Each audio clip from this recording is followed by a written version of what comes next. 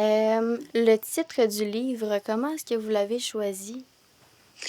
Alors, dans le village de mon père, il y a une source qui est assez connue, en fait. J'ai fait des recherches un petit peu historiques sur le village de mon père, donc Tala Tazert, c'est un petit village de Grande Kabylie.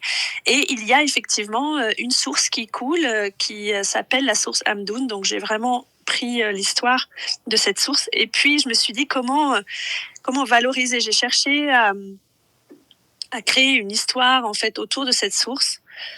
Et je me suis dit pourquoi pas lui créer une histoire où tout d'un coup elle ne coule plus, et puis chercher les raisons. Et puis ça me permettait aussi de faire voyager le personnage à travers la montagne, qui ce sont des thèmes, la montagne, la source, la nature, c'est des thèmes qui me sont chers.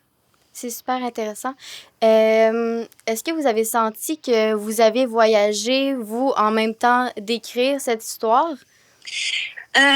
J'avais envie de raconter l'histoire d'une jeune fille, donc j'aime bien les personnages féminins dans mes histoires. Mhm. Et puis là, c'était une forme de retour aux sources, en fait. J'avais envie de permettre à cette jeune fille, à la fois à travers la recherche de la source au niveau littéral du terme, j'avais envie qu'elle aille aussi chercher quelque chose dans son histoire, et puis sous forme de parcours initiatique aussi, de transmission. Voilà, elle allait rencontrer des alliés dans son voyage qui allaient lui permettre de comprendre aussi quelle était sa mission de vie. Ça, c'est des thèmes que j'aime beaucoup.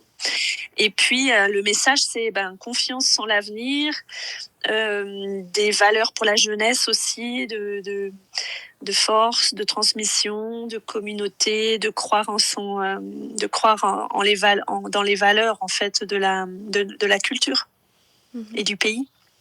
Qu'est-ce que ça veut dire la culture pour vous, la culture kabyle entre autres? La culture kabyle, c'est une culture comment dire, qui a dû se préserver, qui a dû aussi se battre pour exister et continuer à exister. Donc, elle est précieuse pour les Kabyles, notamment au niveau de la langue, au niveau de la nourriture, au niveau des valeurs. Le fait d'être allé aussi se préserver dans les montagnes, ça a permis aussi à cette culture de survivre sur les millénaires derniers. Donc, c'est une culture forte. Radio Azul International, la radio sans frontières.